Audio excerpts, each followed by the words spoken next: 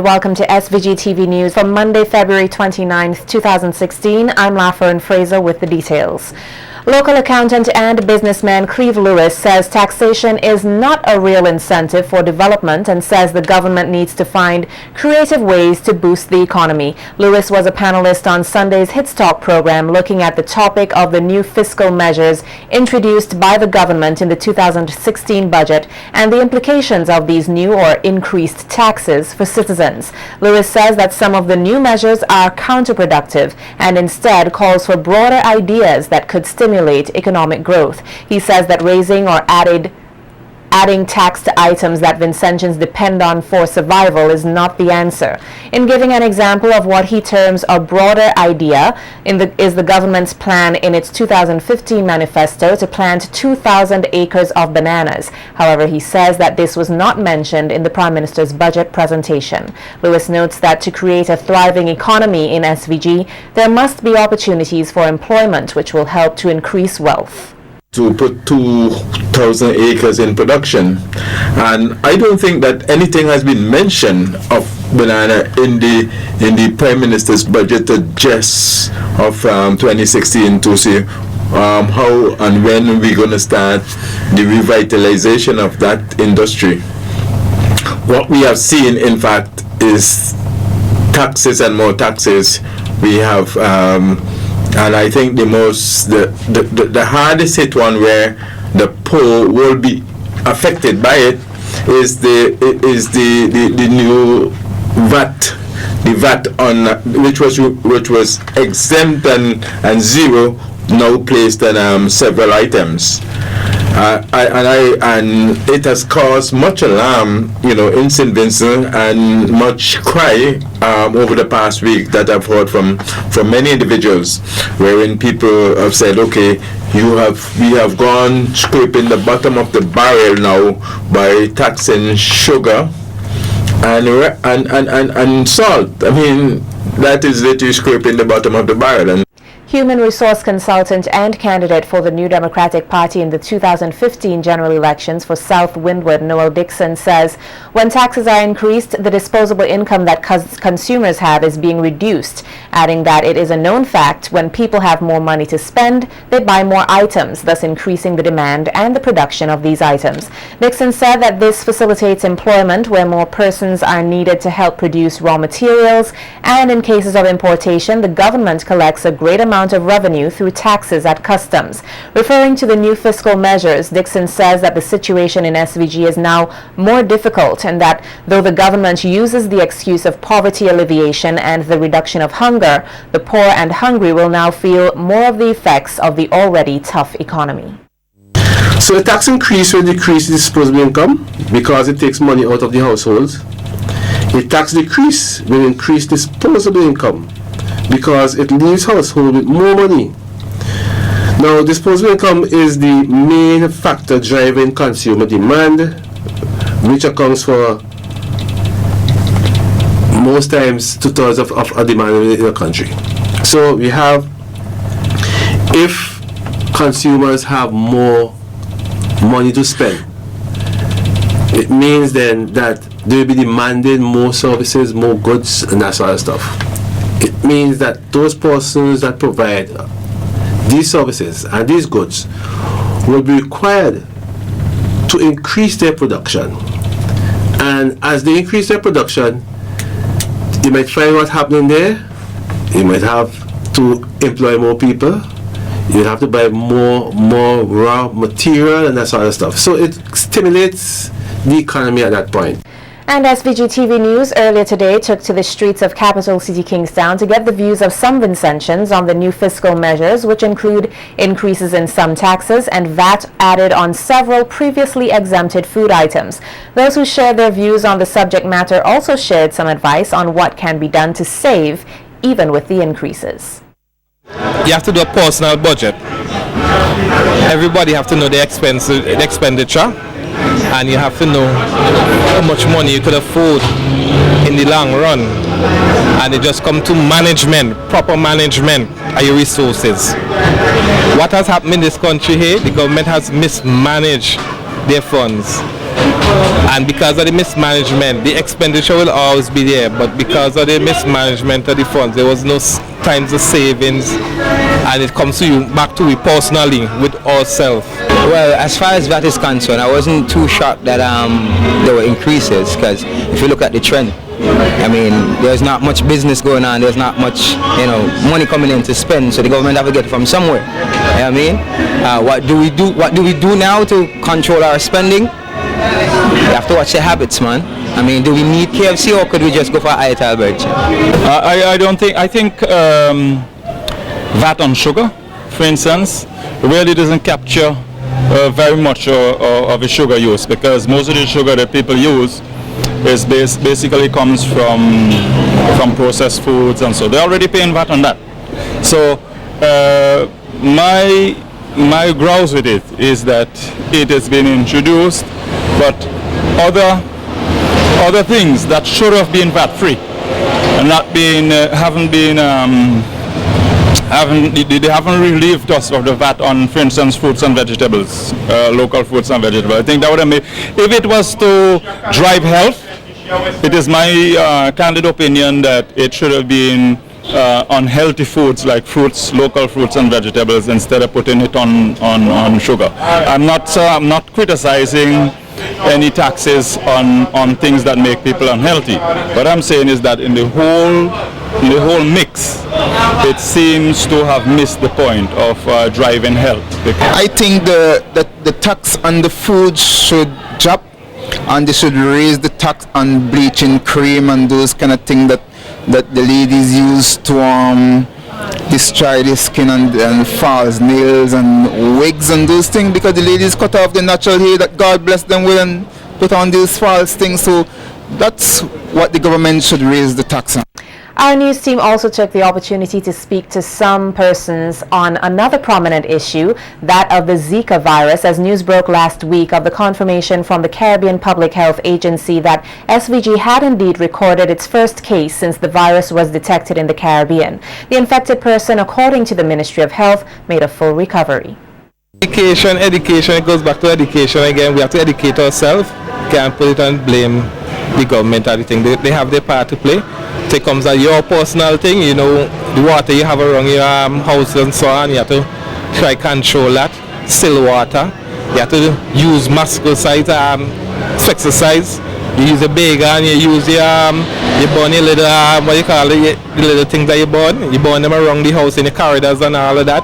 And you just try to kill as much mosquitoes as you could do. The government doing their part by doing their spray in the villages and so on. You open up your windows and so on, let the fumes go through to help kill some of the mosquitoes. We breeding grounds, we have to do our part. I think every individual have to do their part by controlling their disposal of garbage and waste. Keep a place clean, right? Mosquito breeding water that's set up from you. Keep a place clean. You know what I mean? Keep it simple. It's just what it is. So the problem really with mosquito breeding is that we have created breeding grounds for mosquitoes, and now we have a problem. I think Zika is just a secondary problem, and we would have many more of this. Before this we had chikungunya, we have Zika, and soon we have something else coming online. But I'm not a fearmonger in respect to the Zika virus, because I mean, when you look at the impact of Zika, maybe one or two instances, there are many other things that we have here. The rat infestation in Kingston is one of it, that is far more critical to public health than a Zika virus. Government Senator and Permanent Secretary in the Ministry of Education, Deborah Charles, is urging teachers to go the extra mile to avoid having a generation of delinquent and troubled youth. Making her contribution to the 2016 budget presentation, Charles says when a child has a problem, it is the responsibility of their teachers, parents, or guardians to help them overcome whatever issue they may be facing and not give up on them, as this does not make for a productive, well-functioning society.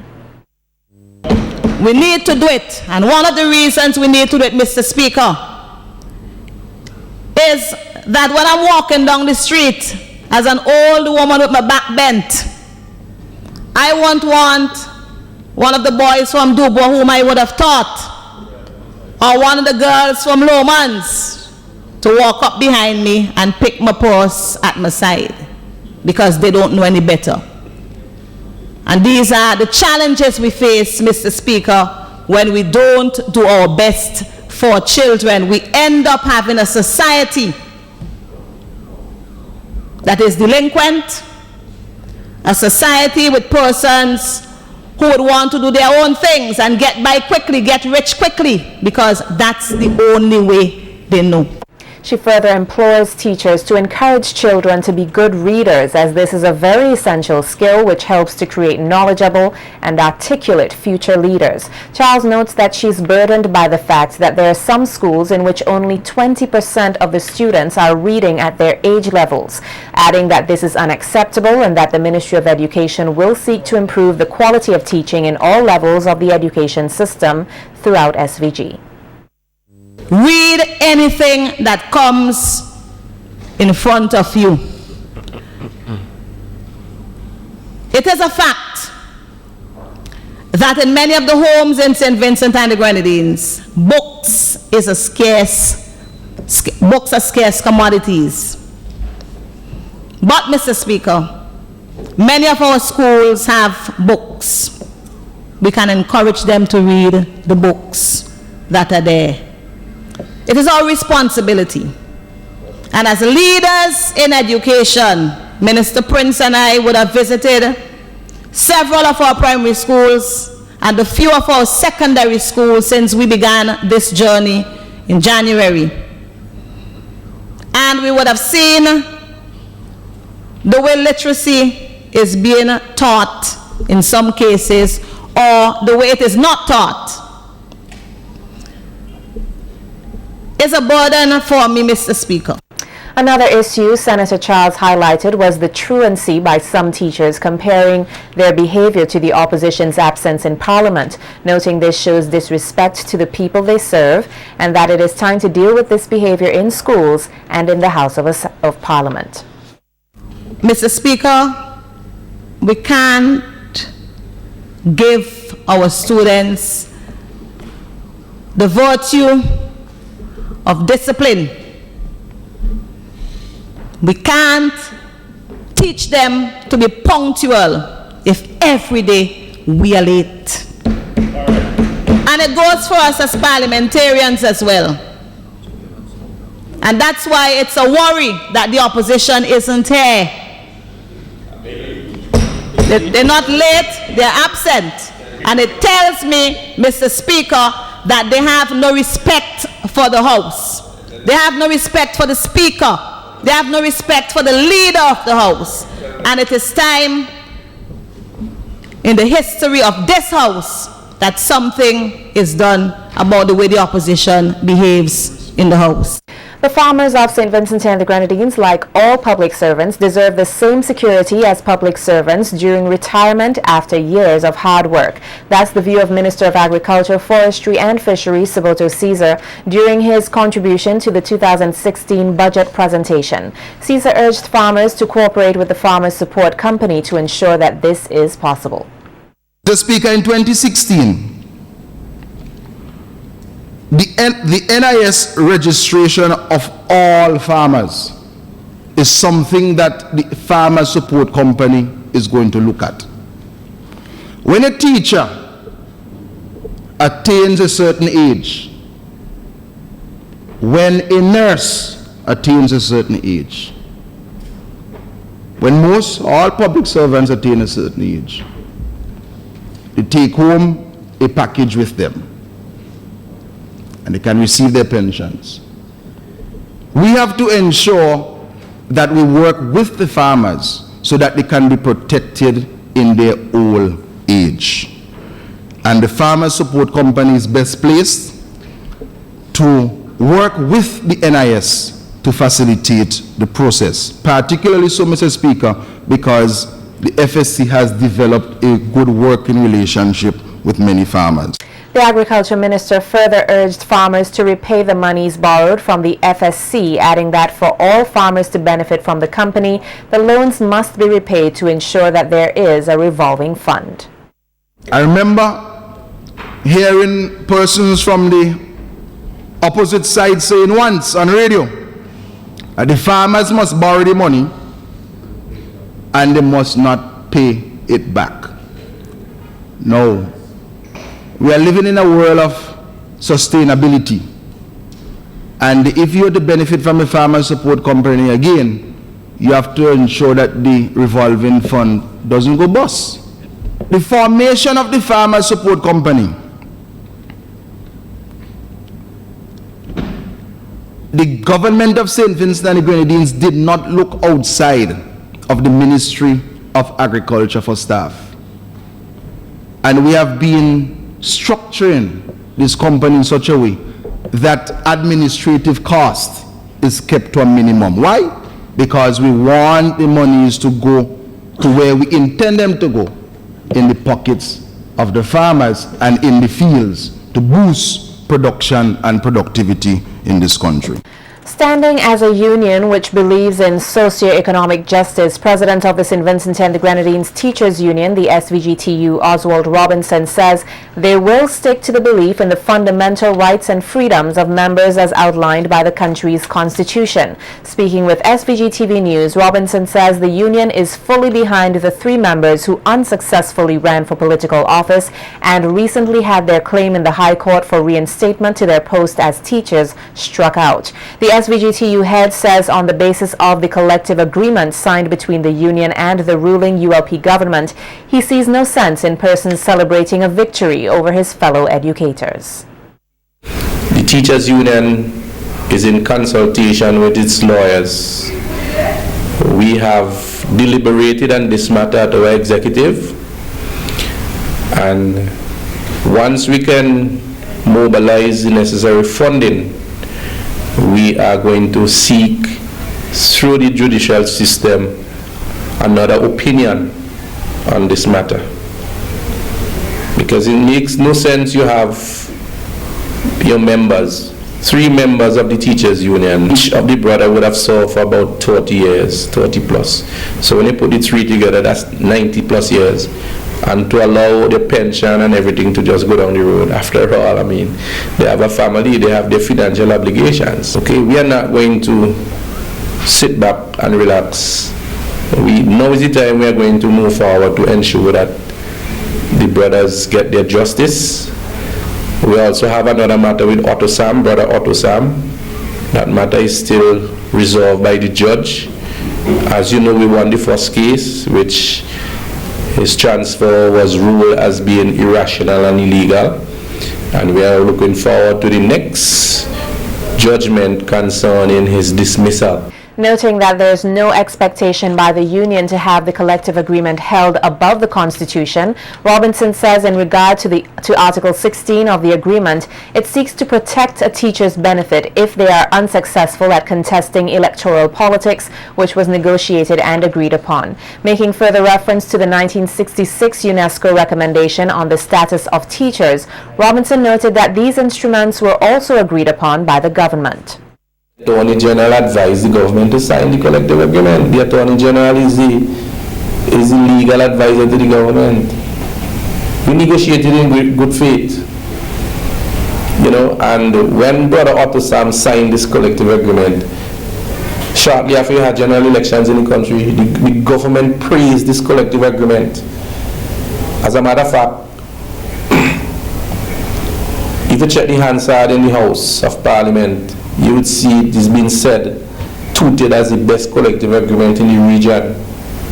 I remember one time the government said, when we were asking for the reinstatement of roadworks, the government said, if they have their way, there will be no qualification or any restrictions to be eligible to run for political office.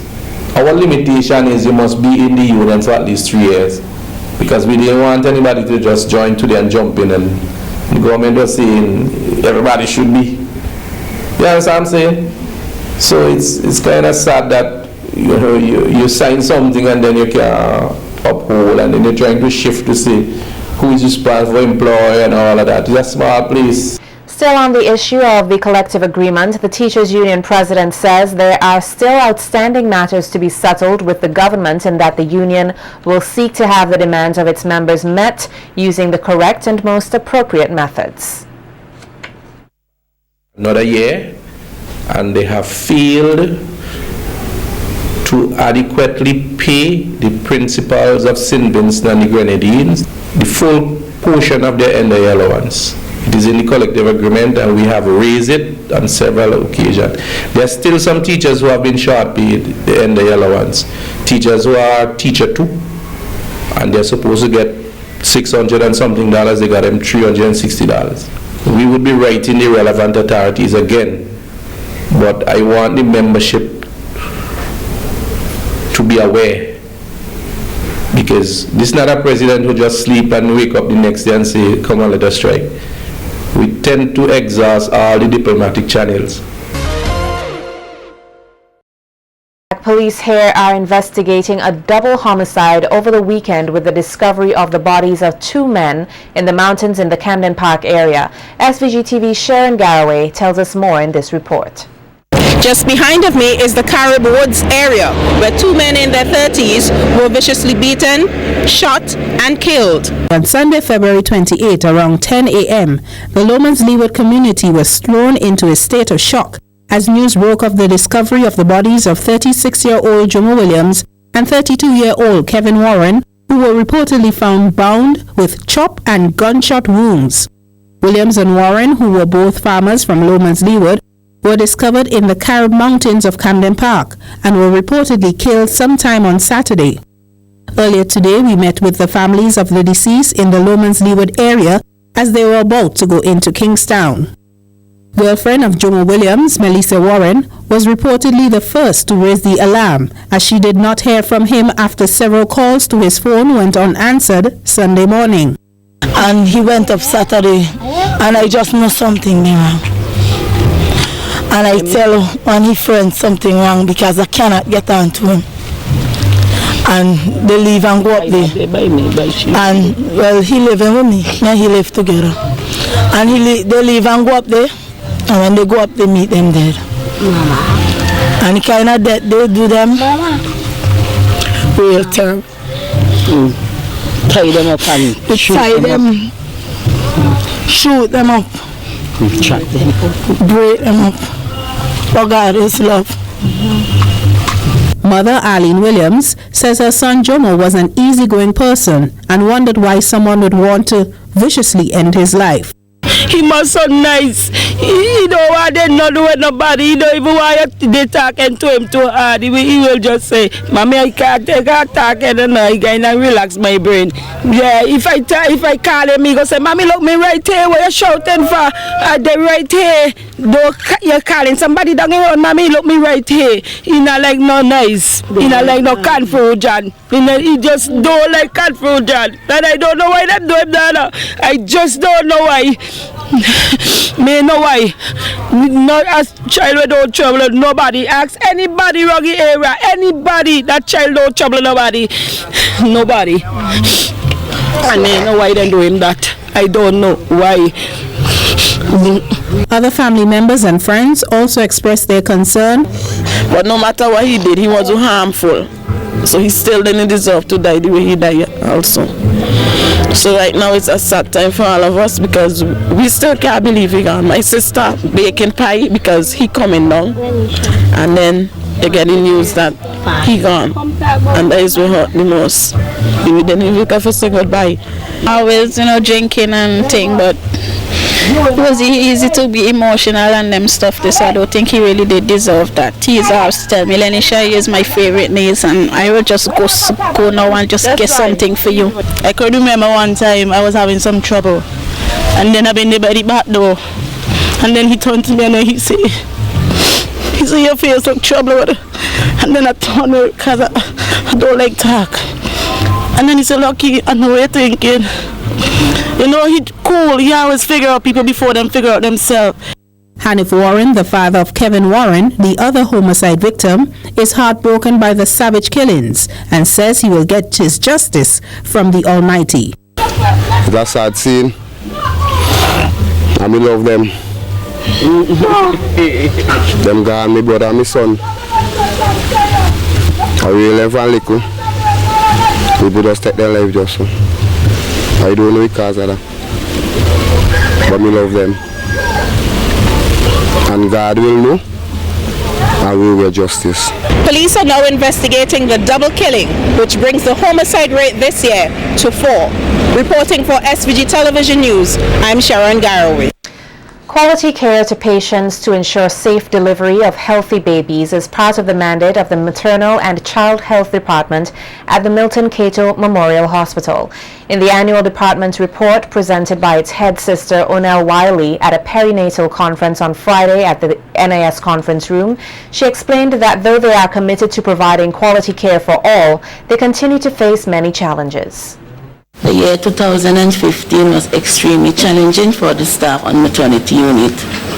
However, we remain committed and provide the best quality care to our patients and their families. While we are very cognizant that the midwife category in our population are the minority, there is a shortage of nursing assistants also. Duty coverage was affected, especially on our night shifts. Staff were asked to repeat night duties, and assistance were also given from other departments where possible. Some staff absenteeism and medical leave contributed to the shortage that was existing. While encouraging nurses to adopt innovative approaches in their work, Wiley made several suggestions which would improve the quality of service delivered to patients. Attention must be paid to the refurbishing of our current location, as was promised. We need to see some improvement in our medical supplies. Regular assessment of our equipment by the staff from maintenance department. Improvement in documentation by the nursing staff. Improvement to our referral system to the community. Increased staff quota. There is also a need for a midwifery update. Based on the statistics will be presented later, it is quite evident that there must be a renewed drive for ongoing public education on the importance of early antenatal booking and screening.